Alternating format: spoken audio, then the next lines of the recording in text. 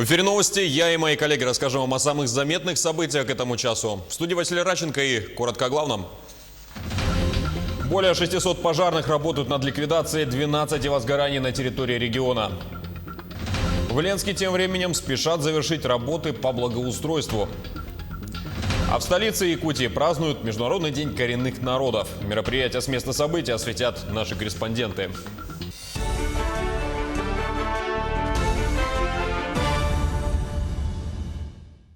В регионе ведут работы по тушению 12 лесных пожаров, действующих 8 и локализовано 4. Площадь возгорания составляет 1 миллион гектаров. К тушению привлечено 640 человек. Это сотрудники МЧС, работники службы наземной охраны лесов, парашютисты, десантники, работники лесничества и мобилизованное местное население. Тушат как вручную, так и с применением спецтехники. Всего задействовано 40 единиц. Общая площадь, пройденная огнем в зоне контроля, составляет 881 тысячу гектаров. На верховьях рек Лена и Яна запрещено движение судов из-за мелководья и задымленности. Это коснулось Устьянского района республики и Иркутской области.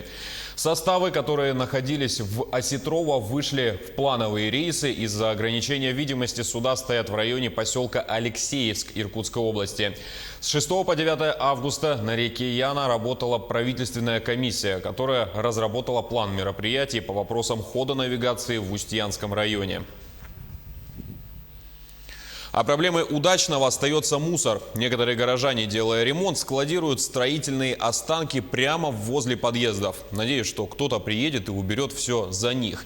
О том, что это не ответственность управляющей компании и за вывоз таких отходов нужно платить отдельно, искренне удивляются и говорят, что не знали. Проблема на самом деле практически каждого жилого двора в Якутии. И на примере Удачного о ней расскажет наша коллега Ирина Балкова. Кто-то проводит лето на Черноморском побережье, а кто-то с нетерпением ждет теплых дней, чтобы сделать ремонт в своей квартире. Казалось бы, для коммунальщиков это самая жаркая пора. Ведь необходимо заключить договоры с горожанами на вывоз строительного мусора и успеть сделать все вовремя. Но на деле удачницы просто складируют весь свой строительный мусор возле подъездов в надежде, что кто-нибудь все равно уберет. Мы находимся возле 6-го подъезда 11-го дома. Как нам стало известно, в дальнейшем в 102-й квартире делается ремонт. Но, как решили хозяева или тот, кто делает ремонт, они не будут заморачиваться и заключать договор на вывоз мусора с УПП МХ. Поэтому они решили складировать его прямо здесь, возле подъезда. Многие считают, что строка в квитанции обращения с ТКО и есть оплата за вывоз мусора. Но по закону ТКО это твердые коммунальные отходы, но никак не строительный мусор, куда входят старые дверные блоки, оконные рамы, глыбы бетона после перепланировки. Твердые коммунальные отходы, крупногабаритный мусор в виде диванов, кроватей, в виде стиральных машин, это все является твердым, относится к твердым коммунальным отходам. А строительный мусор, он не входит в этот перечень, утилизируется, вывозится за отдельную плату. И сразу же у горожан возникает вопрос. Если представителем регионального оператора в Удачном является предприятие муниципального хозяйства УПП-МХ, с кем и необходимо заключать договоры как юридическому лицу, так и физическому, то почему, согласно квитанции, обращение с ТКО оплату необходимо вносить в кассу другого предприятия УПЖХ? То есть абсолютно две разные организации. Одно муниципального хозяйства, в ведении которого уборка мусора, другое жилищного. В целях удовлетворения и уменьшения затрат населения использовать уже имеющуюся кассу для приема денег. Прием денег осуществляется по агентскому договору от регионального оператора. Все денежные средства, полученные перечисляются региональному оператору и расходуются в связи с назначением. Показать проект договора УПЖХ нам категорически отказались, ссылаясь на информацию в квитанции, где самым мелким шрифтом написано, что платить деньги за вывоз мусора необходимо им, согласно договора, и все. Сами же работники предприятия, которые вывозят мусор, считают, что пока жильцы не поймут, что необходимо заключить договор и жить в чистом городе, это будет игра в одни ворота. Кто заказывает, пожалуйста, машина подъехала, выгрузили, увезли. Ну вот такое, конечно, безобразие, это уже люди сами делают вот так вот. Ну, то есть у вас и транспорт есть, скажем Есть, так, да, и люди есть, И да? люди, да, есть люди, да, конечно. Есть коммунальные работники, которые работают именно в городе по обслуживанию вот этой территории. Уже сейчас количество несанкционированных свалок превышают бюджет, выделенный на их уборку. Ирина Балкова, Денис Сиротин, телеканал «Алмазный край». В Ленске тем временем спешат завершить работы по благоустройству. До конца лета осталось меньше месяца, и активно ведется ремонт проезжей части, укладывается плитка для тротуаров. Какие еще изменения произошли в Ленске, узнавала Анна Кожевникова.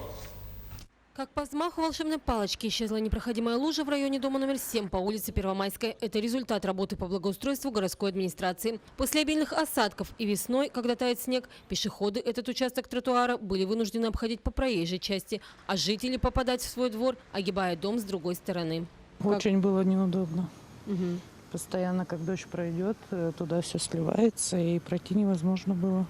Как вот считаете, хорошо, что сделали? Конечно, хорошо. Когда благоустраивают, разве это плохо? Водоотток появился и в этом дворе, как и возле домов номер 9 и 11 по улице Первомайской. Их установка, как и бетонирование проблемной зоны, были включены в комплексные работы по реконструкции тротуаров, которые в этом году где-то обновились, где-то были отремонтированы, а где-то появились новые, как возле дома номер 9 по улице Первомайской и по улице Ленина. Ждут преображения и дворы. Будем заключать контракт на второй этап по двору Первомайская 10, Ленина 73.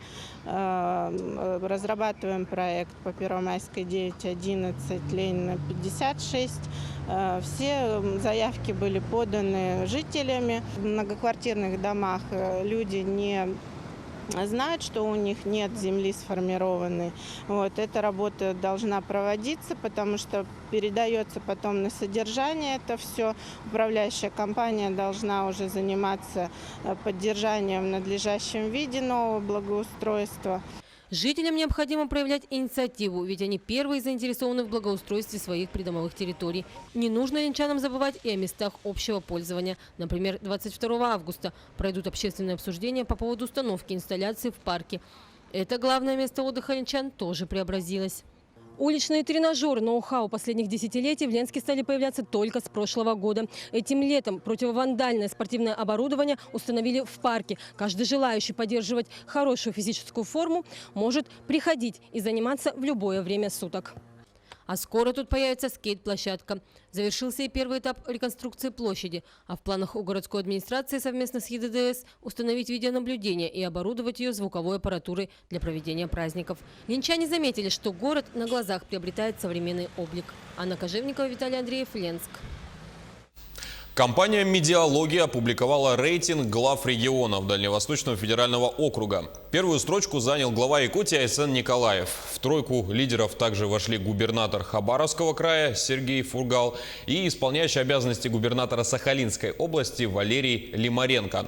Кроме того, Айсен Николаев занял 14 место в рейтинге глав регионов России. Якутский лидер поднялся на 2 пункта в общем рейтинге. Сегодня в Якутске на площади Орджоникидзе состоялось праздничное шествие коренных малочисленных народов Севера. Оно прошло в рамках национального обрядового праздника «Кочевье-2019».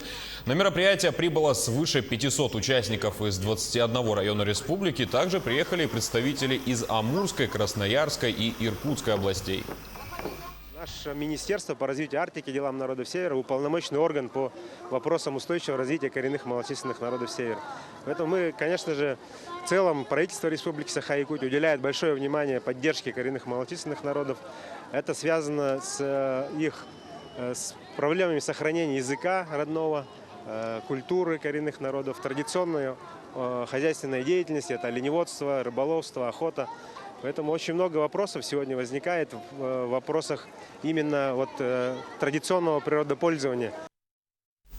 Но на этом интересные события, посвященные празднику, не закончились. Что в столице происходит в эти минуты, узнаем у моего коллеги Евгения Тайтонова. Евгений, скажи, какие площадки работают в эти минуты? Здравствуй, Василий. Несмотря на прохладную погоду, на площади Орджоникидзе очень много людей, у всех отличное и праздничное настроение. Здесь от Ассоциации коренных малочисленных народов Севера развернули яркие желтые юрты, где можно отведать блюда из национальной кухни, примерить на себе национальные костюмы и украшения. А также, как говорится, не отходя от кассы, приобрести свежие ягоды, сумки и одежды из оленей шкуры. Василий? Евгений, выставки и показы – это, конечно, здорово, но будут ли какие-то зрелищные площадки, спортивные состязания, например?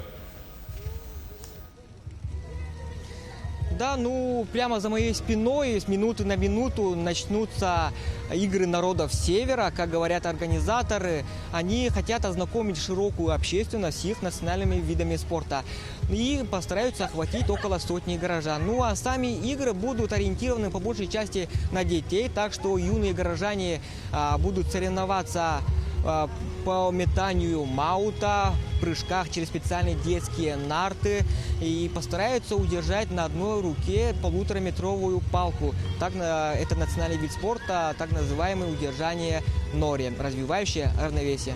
Василий, у меня к этому часу все. Спасибо, Евгений. Будем надеяться, что после этой информации посетителей праздника в лице наших телезрителей станет больше. А я напомню, что мероприятие нам освещал мой коллега Евгений Тайтонов. А в южной столице на базе спортивно-оздоровительного комплекса «Горняк» прошли соревнования по пожарно-прикладному спорту. Участвовали подразделения Нерюнгринского пожарно-спасательного гарнизона. В ежегодных соревнованиях приняло участие 7 команд по 3 дисциплинам. Подъем по штурмовой лестнице в окно 4-го этажа, подъем по выдвижной трехколенной лестнице и боевое развертывание на пожарных автомобилях. Также в этом году в соревнованиях впервые приняли участие девушки. У нас проходит штурмовая лестница, такие виды, как трехколенная лестница, боевое развертывание на пожарных автомобилях. Также у нас в этом году первый раз выступают девушки в наших соревнованиях. По итогам соревнований будут отбираться кандидаты для выезда в город Якутск на республиканские соревнования. И в дальнейшем, если там они выступят хорошо, также на Дальний Восток. Это уже мои не первые соревнования. Первый раз участвовала в декабре месяце. Мы ездили в Якутск.